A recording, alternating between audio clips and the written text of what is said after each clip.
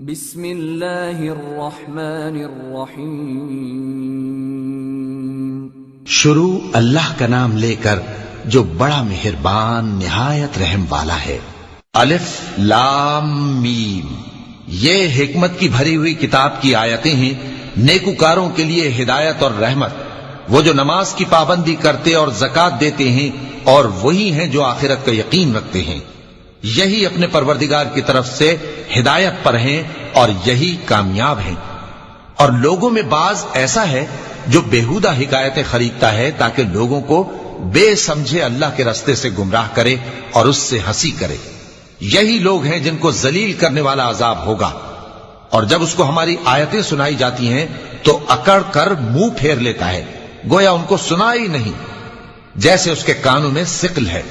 تو اس کو درد دینے والے عذاب کی خوشخبری سنا دو۔ جو لوگ ایمان لائے اور نیک کام کرتے رہے ان کے لیے نعمت کے باغ ہیں، ہمیشہ ان میں رہیں گے۔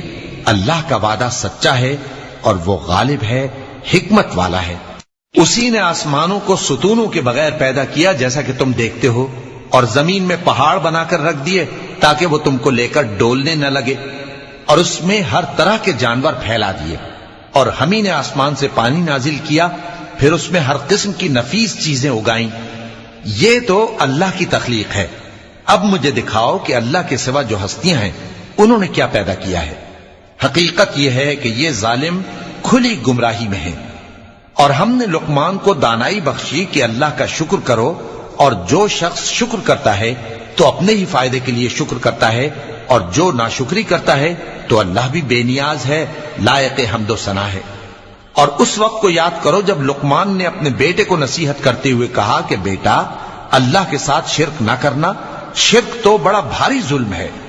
اور ہم نے انسان کو، جسے اس کی ماں تکلیف پر تکلیف سہ کر پیٹ میں اٹھائے رکھتی ہے، پھر اس کو دودھ پلاتی ہے، اور آخر کار 2 برس میں اس کا دودھ چھڑانا ہوتا ہے، میں نے تاکید کی ہے کہ میرا بھی شکر کرتا رہے اور اپنے ماں باپ کا بھی، کہ تم کو میری ہی طرف لوٹ کر آنا ہے۔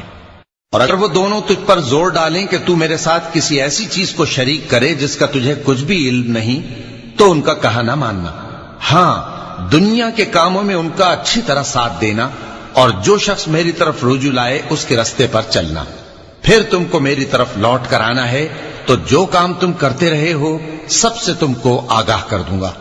لقمان نے یہ بھی کہا کہ بیٹا، اگر کوئی عمل چاہے رائی کے دانے کے برابر بھی چھوٹا ہو، اور ہو بھی کسی پتھر کے اندر یا آسمانوں میں مخفی ہو یا زمین میں، اللہ اس کو قیامت کے دن لا موجود کرے گا۔ کچھ شک نہیں کہ اللہ باریک بین ہے، خبردار ہے۔ بیٹا، نماز کی پابندی رکھنا اور لوگوں کو اچھے کاموں کے کرنے کا مشورہ دیتے رہنا، بری باتوں سے منع کرتے رہنا، اور جو مصیبت تجھ پر واقع ہو اس پر صبر کرنا، بے شک یہ بڑی ہمت کے کام ہیں۔ اور تکبر کرتے ہوئے لوگوں کے سامنے گال نہ پھلانا اور زمین میں اکڑ کر نہ چلنا، اس لیے کہ اللہ کسی اترانے والے شیخ خورے کو پسند نہیں کرتا۔ اور اپنی چال میں اعتدال کیے رہنا، اور بولتے وقت ذرا آواز نیچی رکھنا، کیونکہ بہت اونچی آواز گدھوں کی سی ہے، اور کچھ شک نہیں کہ سب سے بری آواز گدھوں کی ہوتی ہے۔ کیا تم نے نہیں دیکھا کہ جو کچھ آسمانوں میں اور جو کچھ زمین میں ہے سب کو اللہ نے تمہارے قابو میں کر دیا ہے، اور تم پر اپنی ظاہری اور باطنی نعمتیں پوری کر دی ہیں۔ اور بعض لوگ ایسے ہیں کہ اللہ کے بارے میں جھگڑتے ہیں، نہ علم رکھتے ہیں اور نہ ہدایت اور نہ کتاب روشن۔ اور جب ان سے کہا جاتا ہے کہ جو کتاب اللہ نے نازل فرمائی ہے اس کی پیروی کرو، تو کہتے ہیں کہ ہم تو اسی کی پیروی کریں گے جس پر ہم نے اپنے باپ دادوں کو پایا۔ بھلا اگرچہ شیطان ان کو دوزخ کے عذاب کی طرف بلاتا ہو تب بھی۔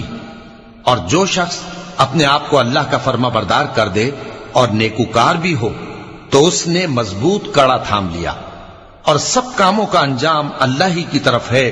اور جو کفر کرے تو اس کا کفر تمہیں غمناک نہ کر دے۔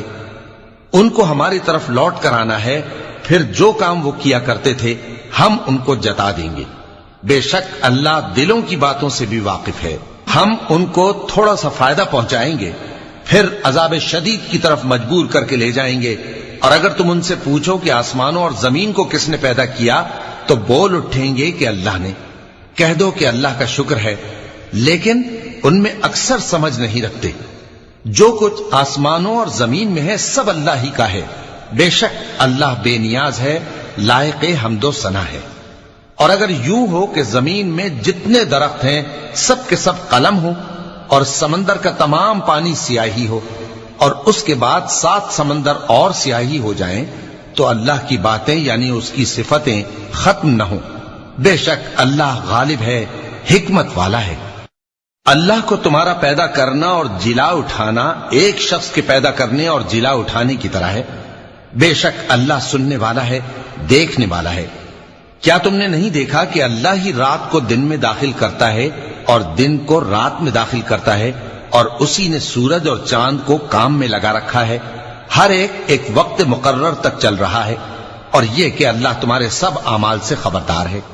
یہ اس لیے کہ اللہ کی ذات ہی برحق ہے، اور جس کو یہ لوگ اللہ کے سوا پکارتے ہیں وہ سب باطل ہے، اور یہ کہ اللہ ہی عالی رتبہ ہے، گرامی قدر ہے۔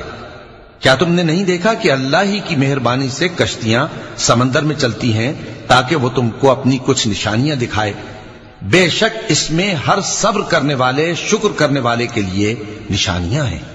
اور جب ان پر سمندر کی لہریں سائبانوں کی طرح چھا جاتی ہیں تو اللہ کو پکارنے اور خالص اس کی عبادت کرنے لگتے ہیں، پھر جب وہ ان کو نجات دے کر خشکی پر پہنچا دیتا ہے تو چند ہی لوگ انصاف پر قائم رہتے ہیں، اور ہماری نشانیوں سے وہی انکار کرتے ہیں جو عہد شکن ہیں، ناشکرے ہیں۔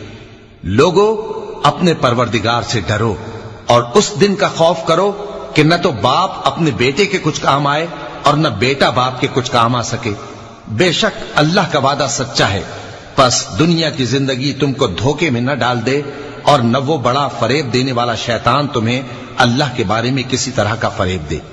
اللہ ہی کو قیامت کا علم ہے، اور وہی میں برساتا ہے، اور وہی حاملہ کے پیٹ کی چیزوں کو جانتا ہے، اور کوئی شخص نہیں جانتا کہ وہ کل کیا کام کرے گا، اور کوئی شخص نہیں جانتا کہ کس سرزمین میں اسے موت آئے گی۔